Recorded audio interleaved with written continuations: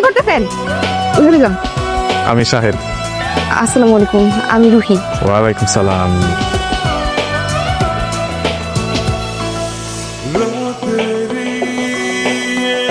আমি তোমাকে always feel করি। আমি আপনার সাথে ভালো নাই, কিছু আমার পায়ের কাছে আইনা দিব, কিন্তু আপনি আপনি সেটা কখনই পারবেন না। আপনি আমার ছাইড়া দেন। আচ্ছা,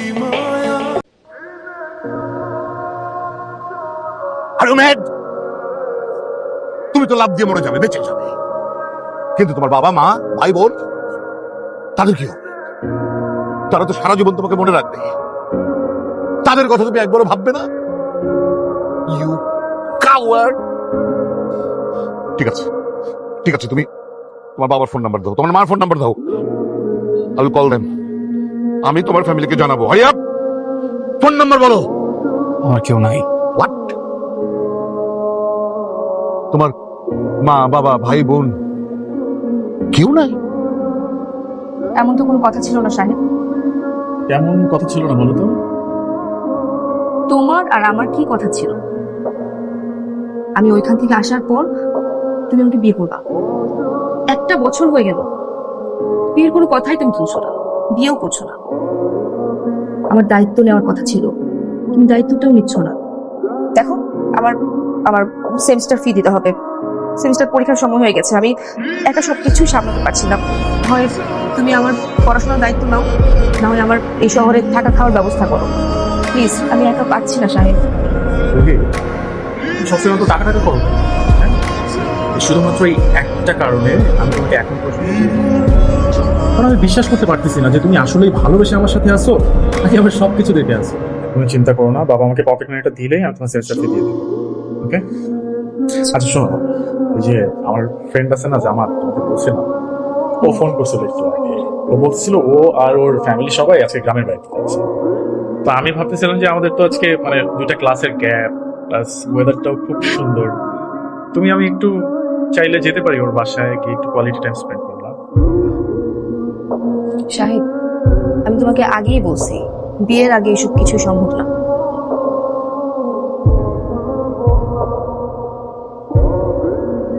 কি জন্য নাম তোমার? সন্দেশ। সাইল্যান্ড। তুমি তোমার ফ্যামিলির অনেক আদরের, তাই না? একদম। তুমি তো অলমোস্ট কমপ্লিট করে ফেলেছিলে, এখন আবার এখানে এসে সেকেন্ড ইয়ারে ভর্তি হলে কেন? স্যার, খাল কেটে কুমিরে না তো মানুষেরই স্বভাব। এমন একটা স্বভাব আমার ছিল। কুমির চলে আসে, আমার লেখাপড়াটা আরো শুরু করো। তোমাদের সবার নতুন ক্লাসমেট, নতুন বন্ধু। যদিও ও তোমাদের একটু সিনিয়র, তারপরও আমি মনে করি তোমরা সবাই ওর সাথে ফ্রেন্ডলি থাকবে।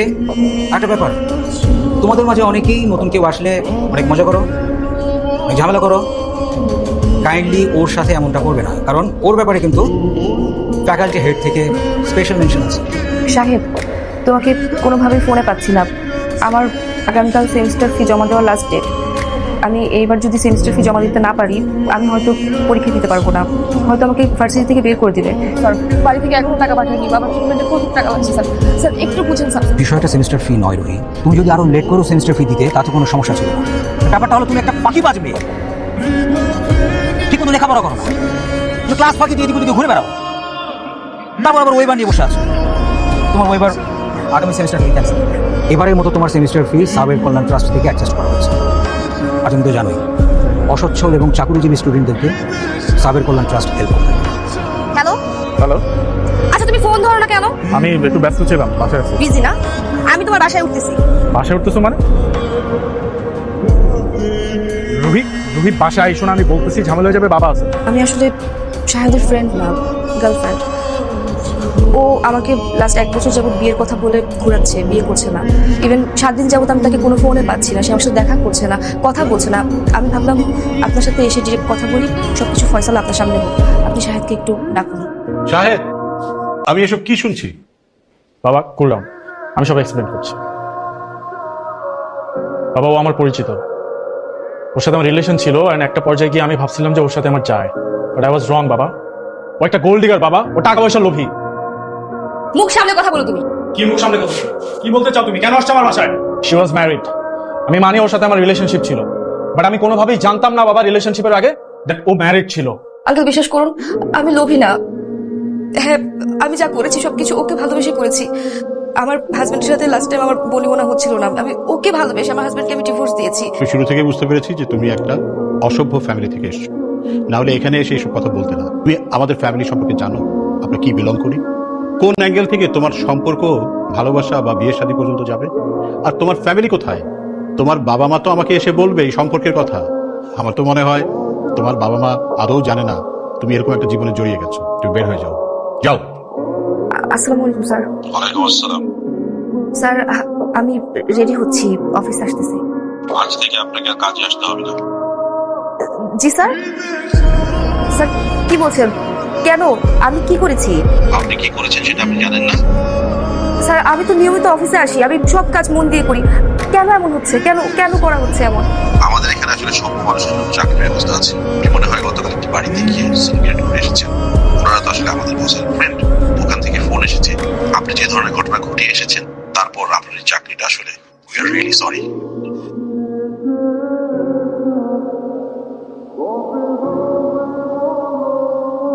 সালকুমার থেকে রুহি বলছেন।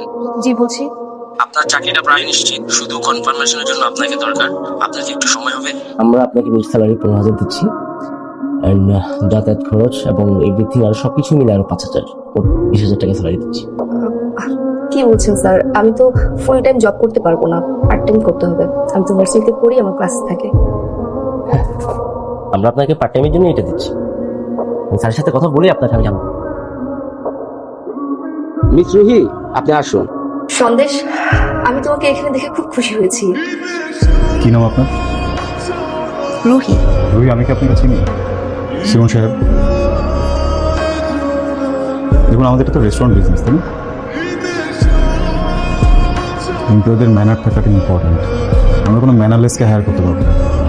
সো আপনি প্লিজ নেক্সট ক্যান্ডিডেটকে ডাকুন। সরি, আপনার চাকরি হচ্ছে না, আপনি বুঝতে পারেন। স্যার কি বলেন? আপনি না একটু আগে বললেন আমার সবকিছু ওকে আছে, আমি তো ভেবে ফেলেছি আমার জবটা হয়ে গেছে। আপনি বলেছেন, আপনি বললে জবটা হয়ে যাবে, তাহলে জবটা কেন হচ্ছে না? মিস রুহি, আমি কিন্তু আপনাকে একটু আগে আরেকটা কথা বলেছিলাম যে আমাদের এমডি সাহেব যদি আপনাকে শিওর না করেন, সেক্ষেত্রে আমরা আপনাকে শিওর করতে পারবো না, এবং আমাদের স্যার তো আপনাকে শিওর করেনি। স্যার স্যার বিশ্বাস করুন, আমি অনেক প্রবলেমে আছি, আমার জবটা খুব দরকার। আপনি প্লিজ একটু বোঝার চেষ্টা করুন। আপনি একটু বোঝার চেষ্টা করুন যে আপনার চাকরিটা হচ্ছে না, আপনি চলে যান প্লিজ। স্যার আমি কি কোনো ভুল করেছি? আমার মনে হচ্ছে আপনি কিছু একটা ভুল করেছেন। দেখুন, আমি বিগত 6 মাস যাবত আমার স্যারকে আমি দেখে আসছি। স্যার আজকে যেভাবে কথা বলেছেন, স্যার কখনো এভাবে কথা বলেন। প্লিজ আপনি আসুন প্লিজ। স্যার একটু কিছু করুন স্যার, প্লিজ একটু বোঝার চেষ্টা করুন স্যার, প্লিজ। আমি কিন্তু আপনাকে ভদ্রভাবে বলছি, আমি কিন্তু সিকিউরিটি রাখবো কিন্তু, প্লিজ। আরে স্যার, রুহি প্লিজ। স্যার আমি সরি স্যার, আমার ভুল হয়ে গেছে। আমি অন্য কারোর সাথে আপনাকে মিলিয়ে ফেলেছি, আমি আপনাকে আসলে চিনতে পারিনি স্যার। আমি এটা কখনো করবো না স্যার, আমি সরি স্যার। আমার এই জবটা খুব দরকার স্যার। আমার বাসা ভাড়া, সেমিস্টার ফি সব কিছু বাকি। আমার হয়তো এই জবটা না পেলে আমার জীবনটাই থেমে যাবে স্যার। আমি কিছু করতে পারবো না। আমি জীবনে শুধু পড়াশোনাটাই করতে চেয়েছি, আর কিছু করতে চাই না। আমার দ্বারা কখনো খারাপ কিছু করা সম্ভব না স্যার। আমি কখনো খারাপ কিছু করিনি স্যার। স্যার আপনি যা বলবেন আমি সেভাবে চলবো। আপনি যা যা করতে বলবেন আমি তাই করবো। আমি কাজটা মন দিয়ে করবো স্যার। স্যার প্লিজ আমাকে জবটা দেন sir, please sir, please sir, please sir. Sir জি sir, okay sir, please Ruhi. আপনার চাকরিটা হয়ে গেছে। জি স্যার। আপনার চাকরি হয়ে গেছে, আগামীকাল থেকে আপনার জয়েন।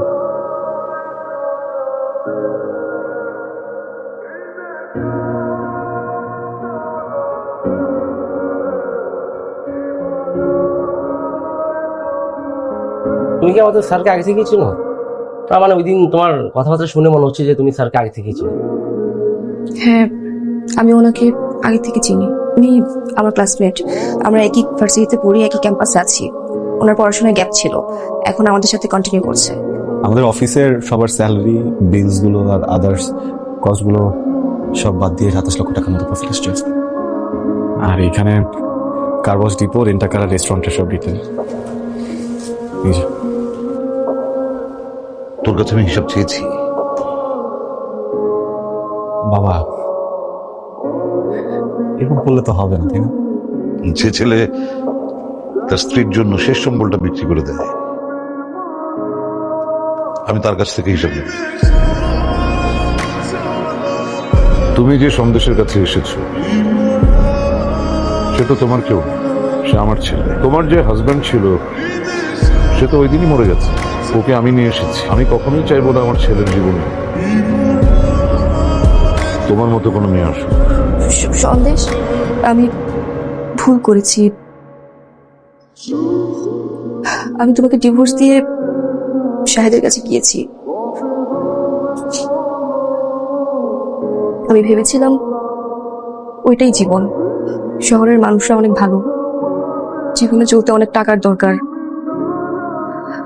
ভেবেছিলাম শাহেদকে বিয়ে করে সুন্দর একটা সংসার করব, ঘুরবো ফিরবো, যে সংসারে কোনো অভাব থাকবে না। আমাকে কি শেষবারের মতো একটা সুযোগ দেওয়া যায়? আমার মনে হয় তোমার এখন যাওয়া উচিত। মানুষ তার জীবনে সবচেয়ে বেশি ওই জিনিসটার পিছনে দৌড়ায়, যে জিনিসটাকে সে সবচেয়ে বেশি ভালোবাসে। আমার জন্মের পর আমার পরিবার সবাই গেছে। আমার বুদ্ধির পরে কখনো পরিবার কি জিনিস আমি বুঝি, তোমার ভালোবাসার জিনিস। আর কোনোদিন নিজের চেহারাটা আমার দেখা। আমি জানি না ও আজকে যে কথাগুলো বলছে সেটা আসলেই মন থেকে বলছে কিনা, কিন্তু আমার মন বিশ্বাস করতে চায় ও আজকে আসলে আমার কাছেই আসছিল।